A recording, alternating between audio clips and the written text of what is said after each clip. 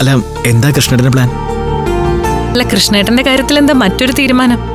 കൃഷ്ണേട്ടൻ പഴയ പോലെ പഞ്ചരത്നത്തിൽ തന്നെ, അതില് ഒരു മാറ്റവും ഇല്ല. അഭിമന്യു എവിടെ? എന്നെ കണ്ടതുകൊണ്ടായിരിക്കും അഭിമന്യു ഇവിടുന്ന് പോയത്. അവൻ ഒരിക്കലും എന്നോട് പൊറുക്കാൻ പറ്റില്ല. അതൊന്നും ആയിരിക്കില്ല. എനിക്ക് തോന്നുന്നത് അമ്മയെ അച്ഛനെ ആശ്വസിപ്പിക്കാൻ അഭിയേട്ടൻ വീട്ടിലേക്ക് പോയിരിക്കുന്ന.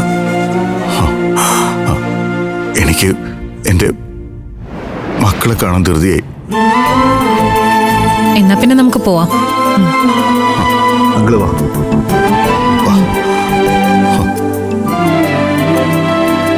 റാണി മാഡം, ഒരുപാട് നന്ദിയുണ്ട്. ഞങ്ങളുടെ കുടുംബത്തിന് വേണ്ടി മാഡം ഒരുപാട് കാര്യങ്ങൾ ചെയ്തു. Thank you so much.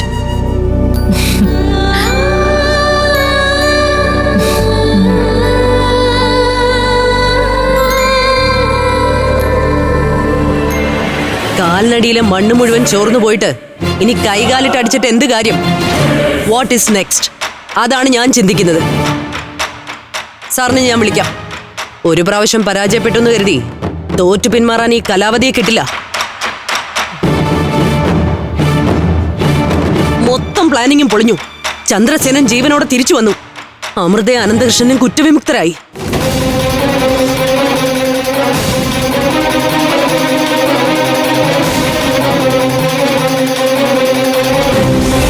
ഇത്രയും വലിയൊരു തിരിച്ചടി ഞാൻ സ്വപ്നത്തിൽ പോലും പ്രതീക്ഷിച്ചില്ല.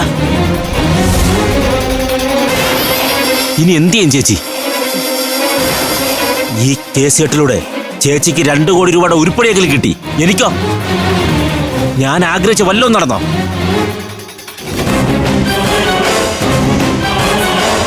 ഇനി ഒരിക്കലും അമൃത എനിക്ക് സ്വന്തമാക്കാനാവില്ല. എനിക്കില്ലെങ്കിൽ അവളെ ഇനി ആർക്കും കിട്ടണ്ട. അവളെ കൊന്ന് ഞാനും ചാവും. ഒന്ന് നിർത്തുന്നുണ്ടോ മഹി?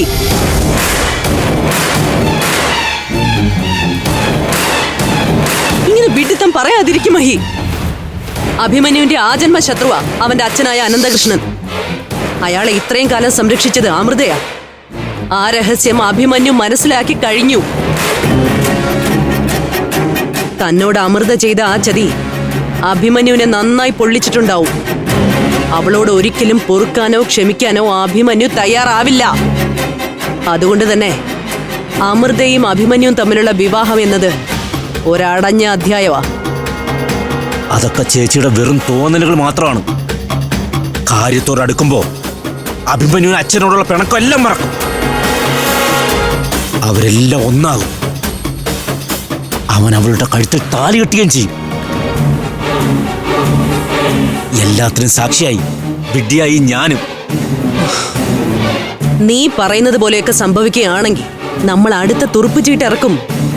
നമ്മൾ വ്യാജമായി ഉണ്ടാക്കിയ പണയരേഖ പുറത്തെടുക്കും. പഞ്ചരത്നത്തിന്റെ പ്രമാണമാണ് അമൃത നമുക്ക് പണയപ്പെടുത്തിയതായി രേഖ ഉണ്ടാക്കിയിരിക്കുന്നത്. അതുപയോഗിച്ച് ഇനി ഒരു കളി കളിക്കാം. അനിയത്തിമാരുടെ വിവാഹം മുടങ്ങുന്ന സാഹചര്യത്തില് അവള് നമ്മൾ ആഗ്രഹിക്കുന്നിടത്ത് വരും.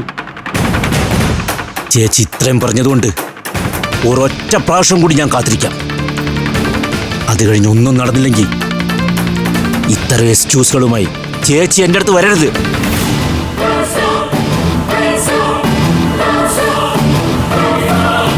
ഇതുകൂടി പരാജയപ്പെട്ടാൽ അമൃതയെ ഇല്ലാതാക്കി ഞാൻ ആത്മഹത്യ ചെയ്യും. കരിനാക്ക് വളച്ചൊന്നും പറയാതടാ. എല്ലാം നമ്മുടെ വഴിക്ക് തന്നെ നടക്കും. പഞ്ചരത്നങ്ങൾ വീട്ടിലൊന്ന് സെറ്റായി കഴിഞ്ഞ് ഞാൻ അങ്ങോട്ടൊന്ന് പോകുന്നുണ്ട്. അവരുടെ മുമ്പിൽ എന്റെ സ്നേഹനാടകം ഇത്തിരി പൊളിഞ്ഞിരിക്കുക. പക്ഷേ എന്ത് വില കൊടുത്തും അത് തുടരണം. എന്നാലേ നിന്റെ കാര്യം നടക്കൂ. ചന്ദ്രസേനൻ അളിയൻ ഇങ്ങോട്ട് വന്നാൽ നമ്മൾ എന്ത് ചെയ്യും ചേച്ചി?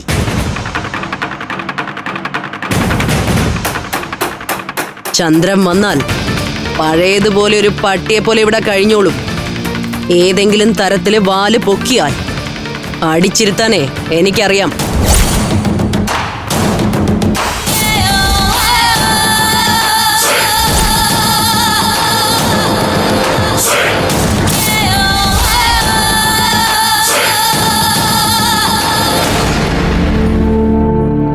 എന്തായാലും അമൃതമോളെ അനന്തകൃഷ്ണൻ പോലീസ് വെറുതെ വിട്ടു നിറഞ്ഞപ്പോ വല്ലാത്തൊരു ആശ്വാസം. നെഞ്ചിൽ നിന്ന് ഒരു ഭാരം ഇറക്കി വെച്ചതുപോലെ. ഈ ചന്ദ്രസേനൻ തിരികെ വന്നതോടെ കാര്യങ്ങൾക്കൊരു വ്യക്തതയായി. അതോടെ ആ കേസ് ഇല്ലാതായല്ലോ. നമ്മുടെ അഭിമന്യുവാണ് ചന്ദ്രസേനെ കണ്ടുപിടിച്ച് തിരികെ കൊണ്ടുവന്നത്. അതുകൊണ്ട് അമൃത രക്ഷിച്ചതിന്റെ മുഴുവൻ ക്രെഡിറ്റും അഭിമന്യുവിന് തന്നെയാ. അതെ, നമ്മളൊക്കെ കരുതിയ പോലൊന്നും അല്ല. അഭിമന്യുവിന് അമൃതയോട് ഒരു വിരോധവും ഇല്ല. അല്ല, അങ്ങനെ എന്തെങ്കിലും അവന്റെ മനസ്സിലുണ്ടായിരുന്നെങ്കിൽ അവൻ ചന്ദ്രസേനെ കണ്ടെത്തി അമൃതയും അവന്റെ അച്ഛനെയും രക്ഷിക്കുമായിരുന്നോ? എന്തായാലും കേസും വഴക്കും ഒക്കെ കഴിഞ്ഞ സ്ഥിതിക്ക് പഞ്ചരത്നത്തിലെ 3 പെൺകുട്ടികളുടെയും കല്യാണം ഇനി തടസ്സങ്ങളൊന്നും ഇല്ലാതെ നടക്കും. അമൃത ജയിലിൽ പോയ ഈ കല്യാണം എങ്ങനെ നടക്കുമെന്നൊരു ടെൻഷനായിരുന്നു എനിക്ക്. എന്തായാലും ആ ടെൻഷൻ അങ്ങ് മാറി. ഇനി എത്രയും പെട്ടെന്ന് ആ കല്യാണം നടത്താനുള്ള ഒരുക്കങ്ങൾ ചെയ്യണം. സുമേഷ്, നീ ഒന്ന് വന്നേ. വരാൻ.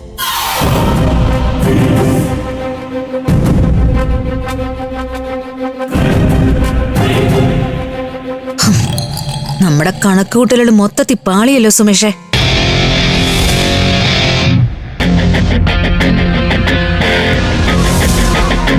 അഭിമന്യുവും അമൃതയും തമ്മിലുള്ള വിവാഹം മുടക്കണം. എന്നാൽ അഖിലയുടെ കല്യാണം നടക്കുകയും വേണം. എങ്കിൽ മാത്രമേ നമുക്ക് സ്വർണം കിട്ടൂ. അങ്ങനെ ആ കല്യാണം മാത്രമായിട്ട് നമുക്ക് എങ്ങനെ മുടക്കാൻ പറ്റും?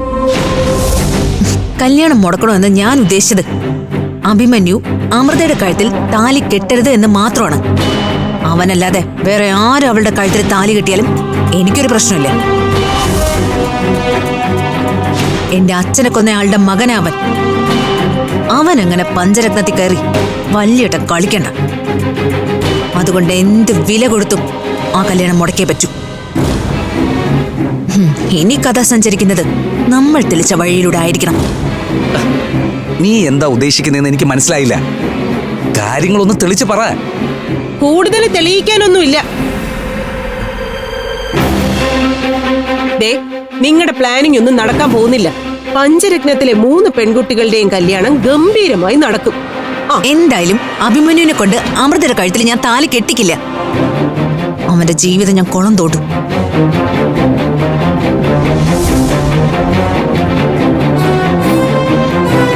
അവന്റെ അച്ഛനെ അവൻ തന്നെ കൊന്ന് ജയിലിൽ പോകുന്ന അവസ്ഥ ഞാൻ ഉണ്ടാക്കും. അഭിമന്യുവിന്റെ ജീവിതത്തിൽ എന്ത് സംഭവിച്ചാലും എനിക്കൊരു ചുക്കുമില്ല.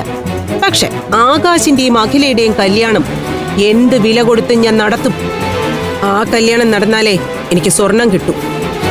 ആ സ്വർണം കൊണ്ടുവന്ന് നിന്റെ മുഖത്തെറിഞ്ഞ് തന്നിട്ട് വേണം എനിക്ക് ഈ വീട്ടിൽ അഭിമാനത്തോടെ ജീവിക്കാൻ.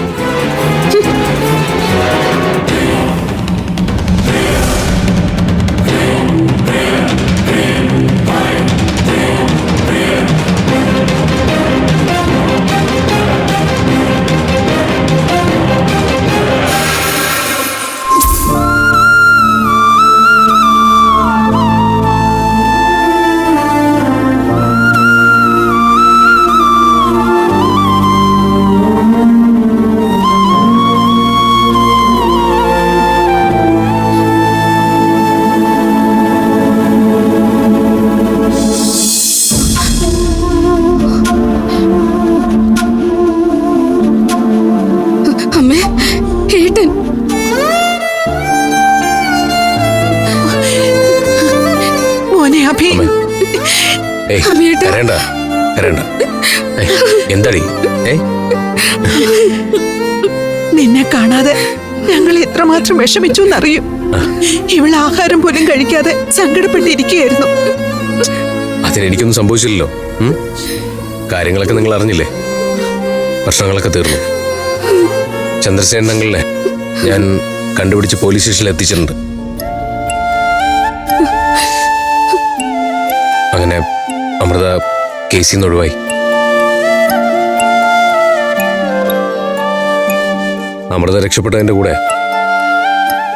എന്റെ അച്ഛനെന്ന് പറയുന്ന അയാളും രക്ഷപ്പെട്ടിട്ടുണ്ട്. എൻഗേജ്മെന്റിന്റെ സമയത്ത് നീ ആരോടും പറയാതെ എവിടെയാടാ മോനെ പോയത്? ഒക്കെ വിശദമായിട്ട് പിന്നീട് പറയാം. എനിക്ക് നല്ല ക്ഷീണമുണ്ട്. ഇന്നലെ രാത്രി ഒട്ടും ഉറങ്ങിയിട്ടില്ല.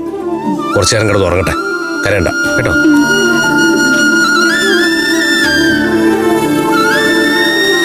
എല്ലാം കലങ്ങി തെളിഞ്ഞ സ്ഥിതിക്ക് എൻഗേജ്മെന്റ് വീണ്ടും നടക്കുമായിരിക്കും അല്ലേ?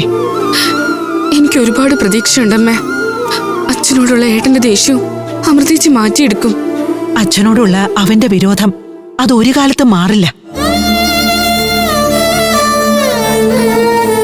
അമൃത അതിനുവേണ്ടി ശ്രമിച്ച ഇവൻ അവളെ പോലും വെറുക്കും. അവന്റെ മനസ്സ് എനിക്ക് നന്നായിട്ടറിയാം.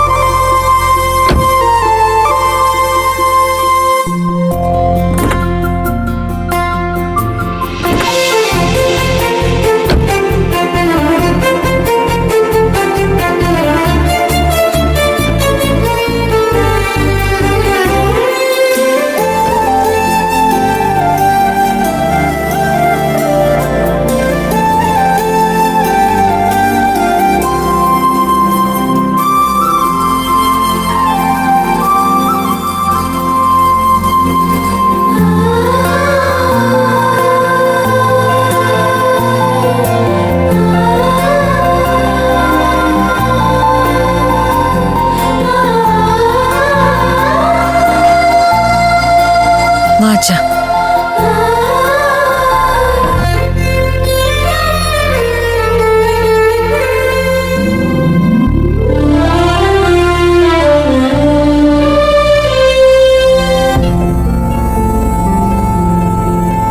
മോളെ,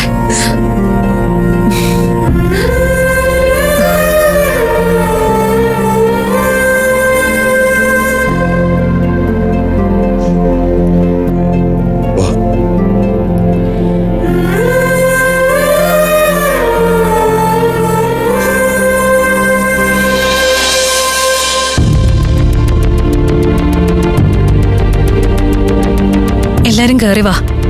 ആ സിസിലി ചേട്ടത്തിയോട് ചായ ഇടാൻ പറയാം. വേണ്ട അമൃതേച്ചി, ഞാനും ആകാശം ഇറങ്ങിയ പോയിട്ട് ഇത്തിരി തിരക്കുണ്ട്. എന്നാ ഇറങ്ങട്ടെ. ആ അങ്കിളെ ഇറങ്ങട്ടെ. ശരി എന്നാ.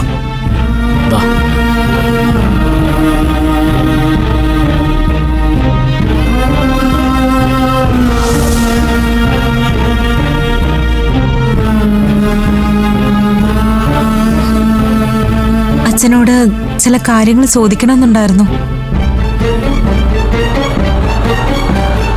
ശ്യാമളപ്പച്ചി അച്ഛനെ കുറിച്ച് ചില കാര്യങ്ങളൊക്കെ ഞങ്ങളോട് പറഞ്ഞിരുന്നു.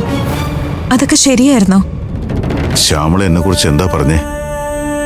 കലയമ്മയെ കുറിച്ച് അച്ഛൻ അപ്പച്ചിക്ക് വല്ല മുന്നറിയിപ്പുകളും കൊടുത്തിരുന്നോ? കലാവതി നിങ്ങൾക്കെതിരെ നടത്തുന്ന ഓരോ നീക്കവും ഞാൻ അറിയുന്നുണ്ടായിരുന്നു. അത് അപ്പപ്പോ നിങ്ങളെ അറിയിക്കണമെന്നുണ്ടായിരുന്നു. പക്ഷെ അപ്പോഴേക്കും നിങ്ങൾ എന്നെ ശത്രുപക്ഷത്ത് നിർത്തി കഴിഞ്ഞു.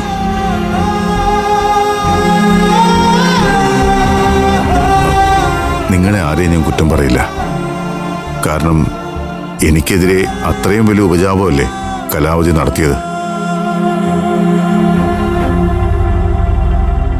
അവളുടെ ബ്രെയിൻ വാഷിങ്ങിൽ നിങ്ങളെല്ലാം വീണുപോയി.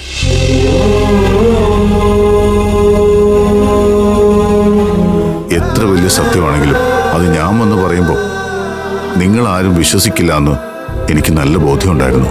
അതുമാത്രമല്ല, അക്കാലത്ത് നിങ്ങൾ എന്നെ ഈ പടി ചവിട്ടാൻ പോലും അനുവദിച്ചിട്ടില്ല. അപ്പൊ പിന്നെ കലാവതി നിങ്ങൾക്കെതിരെ നടത്തുന്ന നീക്കങ്ങൾ ഞാൻ എങ്ങനെയാ മക്കളെ നിങ്ങളോട് വന്ന് പറയാ?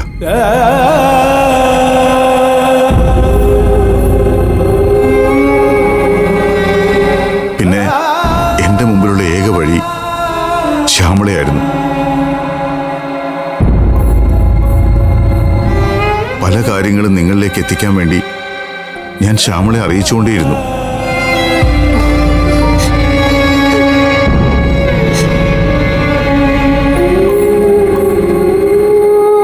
പക്ഷേ ഒരു ഘട്ടത്തിൽ ഞാൻ പറയുന്ന കാര്യങ്ങൾ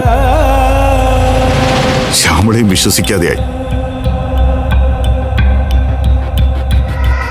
കലാവതിയോടുള്ള ശത്രുത കാരണം ഞാൻ വെറുതെ പറഞ്ഞുണ്ടാക്കുന്നതാണെന്ന് വരെ ശ്യാമള പറഞ്ഞു. ഒടുവിൽ ചന്ദ്രേട്ടൻ ഒരു സൈക്കാട്രിസ്റ്റിനെ കാണണം, ചന്ദ്രേട്ടന് കാര്യമായ എന്തോ തകരാറുണ്ടെന്ന് വരെ ശ്യാമള പറയുന്ന അവസ്ഥയായി.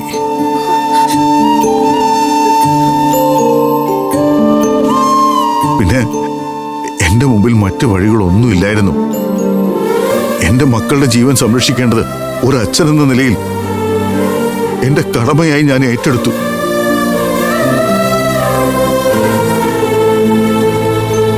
ഇതുപോലെ ഓരോ കഥകൾ പറഞ്ഞ് നല്ല വെള്ള ചമഞ്ഞ കലയമ്മയും ഞങ്ങളുടെ ഗുഡ് ബുക്കിൽ കയറി പറ്റിയത്. എനിക്ക് ഈ പറഞ്ഞതൊന്നും അത്ര വിശ്വാസമായില്ല. ചന്ദ്രൻ സാറ് പറഞ്ഞതെല്ലാം സത്യമാണ് മക്കളെ.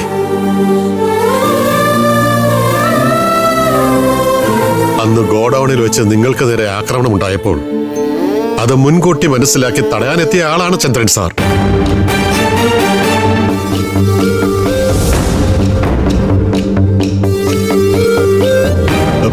അദ്ദേഹത്തെ അവിടെ വെച്ചാണ് ഞാൻ കാണുന്നതും പരിചയപ്പെടുന്നതും. അതിനുശേഷം നിങ്ങളുടെ എല്ലാവരുടെയും സംരക്ഷണത്തിന് വേണ്ടി ഈ ചന്ദ്രൻ സാറാണ് എന്നെ ഈ പഞ്ചരത്നത്തിലേക്ക് പറഞ്ഞയച്ചത്.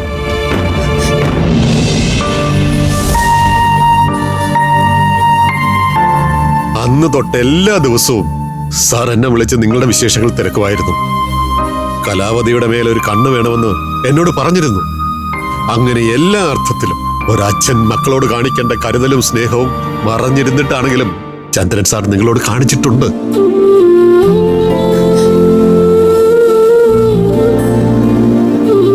അതുകൊണ്ട് അദ്ദേഹത്തിന്റെ സ്നേഹത്തെയും ആത്മാർത്ഥതയും ഒന്നും നിങ്ങളാരും അവിശ്വസിക്കേണ്ട കാര്യമില്ല.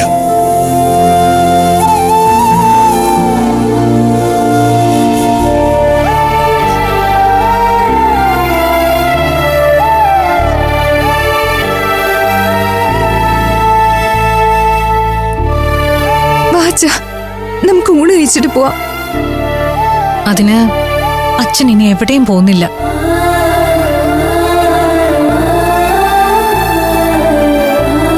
ഇവിടെ ഈ പഞ്ചരത്നത്തിൽ നമ്മുടെ കൂടെയാ ഇനിയുള്ള കാലം അച്ഛൻ കഴിയാൻ പോകുന്നേ.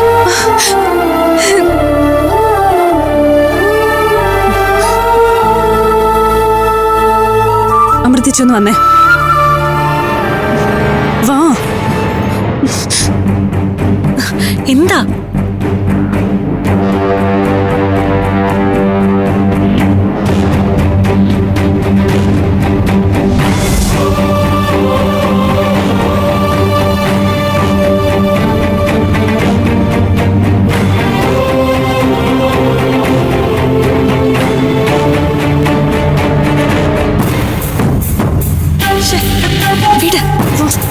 എന്താ അമൃതേച്ചി എന്തുദ്ദേശിച്ചിട്ടാ അച്ഛനെ ഇവിടെ താമസിപ്പിക്കാന്ന് പറഞ്ഞത്?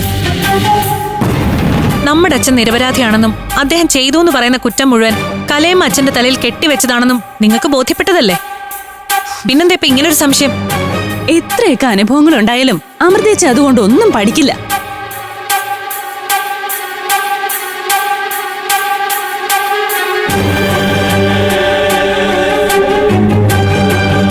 ആരെയും ഒരു പരിധിക്കപ്പുറം വിശ്വസിക്കാൻ പാടില്ല. അത് ഇനിയെങ്കിലും അമൃതേച്ചി മനസ്സിലാക്കണം. ആ വന്നു നിൽക്കുന്നത് നമ്മൾ 5 പേർക്കും ജന്മം നൽകിയ നമ്മുടെ സ്വന്തം അച്ഛനാ. ജന്മം നൽകിയില്ലെങ്കിലും അതിനേക്കാൾ വലിയ ബന്ധം പറഞ്ഞു വന്ന ആളാ കലയമ്മ. എന്നിട്ട് ഒടുവിൽ എന്തായി? നമ്മൾ ആരെയും അങ്ങനെ അധികം സ്നേഹിക്കണ്ട, കൂടെ കൂട്ടണ്ട. ഒടുവിൽ ചതി പറ്റി കഴിയുമ്പോ അമൃതേച്ചിയുടെ കണ്ണീര് കാണാൻ ഞങ്ങൾ 4 പേര് മാത്രമേ ഉണ്ടാവൂ. അതുകൊണ്ട് അച്ഛനെ ഇവിടെ താമസിപ്പിക്കേണ്ടെന്ന് തന്നെയാ എന്റെയും ആരാധ്യയുടെ അഭിപ്രായം. എനിക്കും ഇവരുടെ അഭിപ്രായത്തോട് യോജിപ്പാ. നീ എന്ത് പറയുന്നു അഖിലേ? അച്ഛനെ ഇവിടെ താമസിപ്പിക്കണം, അതാ എന്റെ അഭിപ്രായം. നിങ്ങളുടെ എല്ലാവരുടെ അഭിപ്രായം കേട്ട സ്ഥിതിക്ക് ഇനി ഞാൻ എന്റെ അഭിപ്രായം പറയാം. അഖില പറഞ്ഞതുപോലെ ഇനിയുള്ള കാലം അച്ഛനെ പഞ്ചരത്നത്തിൽ നമ്മുടെ കൂടെ താമസിപ്പിക്കണമെന്നാ എന്റെ അഭിപ്രായം.